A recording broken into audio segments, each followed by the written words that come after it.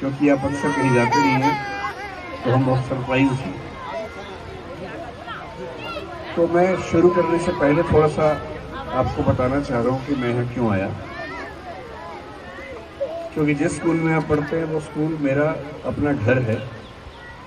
और जब मैं कॉलेज में पढ़ता था, जाकिर हुसैन कॉलेज में, मैं और मनीष हम एक ही क्लास में पढ़ते थे। और न सिर्फ एक क्लास में पढ़ते थे बल्कि हम लोग सबसे अच्छे दोस्त भी थे। तो मैं लगभग 1990 से 93-95 के बीच में कम से कम 50 बार इस घर में आया हूँ, यहाँ रहा हूँ, कितनी बार खाना खाया है, कितनी बार सोया हूँ। इसलिए यहाँ आने का मतलब ये नहीं था कि मैं कहीं और जा रहा हूँ, मैं अपने ही घर में आया हूँ। और आज से 2 साल पहले जब ये स्कूल शुरू हुआ था, आपको अच्छा मतलब बीच में कोविड के टाइम में भूल गया था, 8 साल पहले जिस दिन ये स्कूल शुरू हुआ था उस दिन भी मैं यहाँ पर था। और एक औपचारिकता मेरे हाथों से करवाई गई थी उस दिन भी। तो इस स्कूल को हमने स्क्रैच से बनते हुए देखा है। और जब मुझे पता लगा कि एनुअल फंक्शन है और मुझे मनीष ने और मोना जी ने कहा कि आपको आना है, उन्हें थोड़ी सी हिचक थी कि मैं आऊँगा या नहीं। लेकिन मेरा एक उसूल है कि कुछ भी हो, अगर अपने घर के मेंबर्स कुछ करेंगे तो उस समय कोई कितनी भी मजबूरी हो वो भाड़ में जाए, लेकिन सबसे पहली जिम्मेदारी ये है कि अपने घर पे आना है। तो बात आज की नहीं है।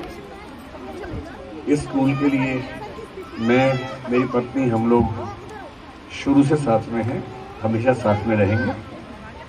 और मुझे ये भी अंदाजा है कि ये स्कूल जिस तरह से काम कर रहा है, मेरी बात अक्सर होती रहती है, पता लगता रहता है किस तरह से चीज़ें चल रही हैं। मुझे खुशी है कि बहुत कम समय में जिस लेवल पर स्कूल को लाया गया है, आज बच्चों की परफॉर्मेंस देखी मैंने। मैं और भी कुछ स्कूल्स में गया हूँ पहले देखने के लिए, पर मैं कह सकता हूँ कि जितने कम संसाधनों के साथ, जितने कम रिसोर्सेज के साथ ये स्कूल शुरू हुआ, उसके बावजूद जिस तरह से बच्चे यहाँ पार्टिसिपेट कर रहे थे, वो किसी बहुत अच्छे स्कूल से कम नहीं है। बहुत अच्छी परफॉर्मेंस यहाँ के बच्चों ने दी। और मैं बाकी बात तो करूँगा, लेकिन उससे पहले स्पष्ट करना चाह रहा हूँ कि इस स्कूल को लेकर हमारा समर्थन, चाहे वो नैतिक हो, चाहे कैसा भी समर्थन हो, हमेशा था, है और रहेगा। हम लोग यहाँ हमेशा शामिल होंगे। धूप बहुत ज़्यादा है, समय ज़्यादा हो गया है, लंबा भाषण देने का मतलब है नहीं। मैं केवल 5 मिनट में एक बात कह के बात खत्म करूँगा ताकि आप सब आराम से अपने घर जाएं। अभी जो मैंने प्रोग्राम देखे उसमें बहुत इंटरेस्टिंग फिनोमिना आपने देखा होगा। जो छोटे छोटे बच्चे थे उनके रंग बिरंगे कपड़े थे, किसी का नीला, किसी का पीला, किसी का लाल, वो भी चमकीले कपड़े थे। किसी ने पगड़ी पहनी हुई है और वो इतने जीवन से भरे हुए थे, इतने जिंदा दिल बच्चे थे कि उनको देख के बड़ा मजा आ रहा था। और सारे बड़ों को लगता है काश हम भी वैसी जिंदगी जी पाते फिर से, जो हमारे हाथ में नहीं होती है।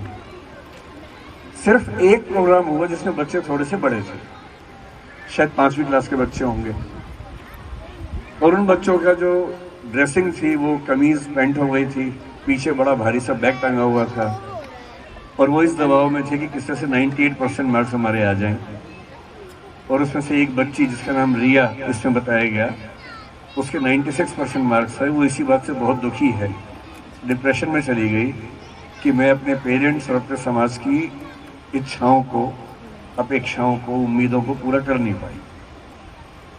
मुझे लगा कि इसी मुद्दे पर थोड़ी सी बात करना बेहतर होगा। बच्चों से तो मैं कहूँगा ही कहूँगा, और मैं अक्सर ये बात कहता हूँ कि इस जिंदगी में सबसे कम जिस बात की कीमत है वो आपके अंकों की है, आपके मार्क्स की है। आपके 10वीं क्लास में कितने मार्क्स आए, 12वीं में कितने आए, इस दुनिया में कोई कभी नहीं पूछने वाला है। आज से कुछ साल पहले फिर भी उसकी वैल्यू थी कि आपका कॉलेज का एडमिशन 12वीं के नंबर से होगा, अब तो वो भी नहीं होता है। अब तो उसके लिए भी CUET ऐसे टेस्ट हैं, कोई मतलब है नहीं उस बात का। पर छोटे बच्चे इस बात को समझ नहीं पाते। और कोई बच्चा प्रेशर में है, आप ये नहीं कह सकते कि बच्चा ऐसा है, क्योंकि बच्चा प्रेशर जब भी फील करता है अपने आसपास की सराउंडिंग से करता है। ये जिम्मेदारी मूल रूप से पेरेंट्स की है, मूल रूप से समाज की है। मुझे आज भी याद है कि आज से 7-8 साल पहले हमारे पड़ोस के एक परिवार में 10वीं क्लास की एक बच्ची थी। उसको भी 98% की इच्छा थी, बहुत पढ़ती भी थी। उसने एग्ज़ाम दिया, शायद 12वीं में थी या 10वीं में थी, मैं ध्यान कर पा रहा हूँ। एक पेपर था किसी विषय का जो थोड़ा सा मुश्किल आ गया, थोड़ा सिलेबस से बाहर आ गया, और वो बच्ची बाकी सारे पेपर्स में शानदार थी। उसमें उसके नंबर शायद 8-10 कटने वाले थे। इतनी परेशान हुई कि उसने छत से छलांग लगा दी, और छलांग लगा के बीच के एक परछत्ती पे वो गिरी, फिर नीचे गिरी, स्पाइनल कॉर्ड टूट गई, 10-20 दिन तक बेड पे रही, बीमार रही। उसके बाद उसकी मृत्यु हो गई। और सबसे खतरनाक बात क्या थी, जब वो बेड पे थी तब सीबीएसई ने अनाउंस किया कि क्योंकि उस क्वेश्चन पेपर में कुछ क्वेश्चंस बाहर से आए थे, वो क्वेश्चन पेपर फिर से होगा।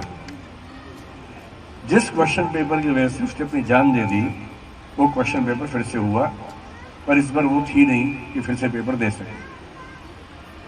ऐसे मामले में बच्चा कभी गुनहगार नहीं होता। ऐसे मामले में गुनहगार केवल पेरेंट्स होते हैं, पेरेंट्स और बाकी समाज होता है, केवल पेरेंट्स भी नहीं होते हैं।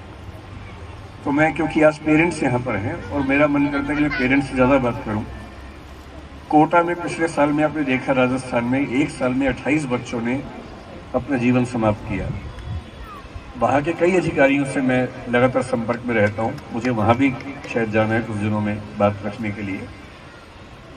पर मैं आपको केवल एक एग्जाम्पल देके बात खत्म करता हूँ। पेरेंट्स की भूमिका क्या है? आपका बच्चा बड़ा होकर क्या बनेगा आप चाहें तो भी तय नहीं कर सकते। आप इसे नसीब कहें, भाग्य कहें, नियति कहें, जो कहें, आपके चाहने से आपका बच्चा वैसा बनेगा नहीं जैसा आप चाह रहे हैं। उसके जीन्स कैसे हैं, उसको माहौल कैसा मिला, स्कूल कैसा मिला, कॉलेज कैसा मिला, उसकी अपनी इच्छाएं क्या हैं, उसका अपना रुचि का क्षेत्र क्या है, इस सब से मिलकर तय होता है कि बच्चा कैसा आगे बढ़ेगा। मैं आपसे केवल एक बात कह रहा हूँ, अगर आपका बच्चा जिंदगी में कभी भी ये कहे कि मेरा इंटरेस्ट इस चीज में नहीं है, मेरा इंटरेस्ट उस चीज में है, आप कभी ये मत सोचना कि उसका भविष्य खराब हो जाएगा। बस थोड़ा सा एडवाइस देना, किसी समझदार व्यक्ति से मिलवा देना उसको, वो बता सके कि इस फील्ड में ये संभावनाएं हैं, इस फील्ड में ये संभावनाएं हैं, यहाँ तुम इतना पैसा कमा लोगे, वहां उतना कमाओगे, यहाँ इतनी पावर मिलेगी, वहां इतनी पावर मिलेगी, यहाँ ये रिस्पेक्ट है, वहां वो रिस्पेक्ट है, समझा देना।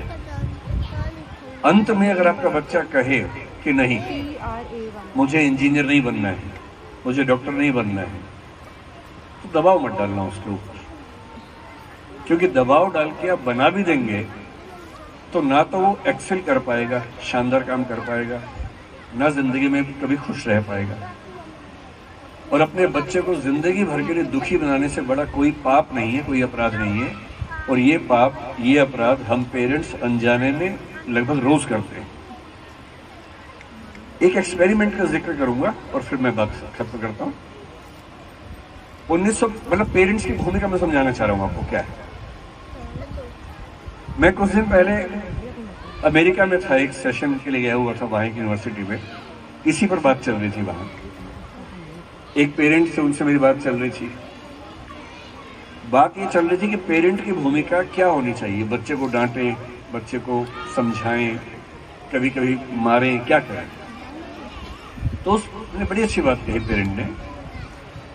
उससे कहा कि जब मेरा बच्चा घर से बाहर निकलता है, स्कूल जाए, कॉलेज जाए, नौकरी पे जाए, कहीं भी जाए, पूरी दुनिया उसके साथ दुश्मन जैसा बर्ताव करती है, क्योंकि दुनिया में कंपटीशन बहुत ज्यादा है।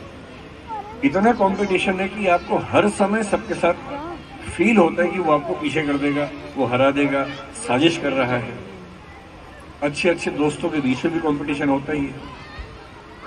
जब आपका बच्चा घर से बाहर निकलता है तो वो दुनिया भर के कंपटीशन, दुनिया भर की लानतें, दुनिया भर की आलोचनाएं, बुराइयां, निंदा, पता नहीं क्या क्या झेलता है।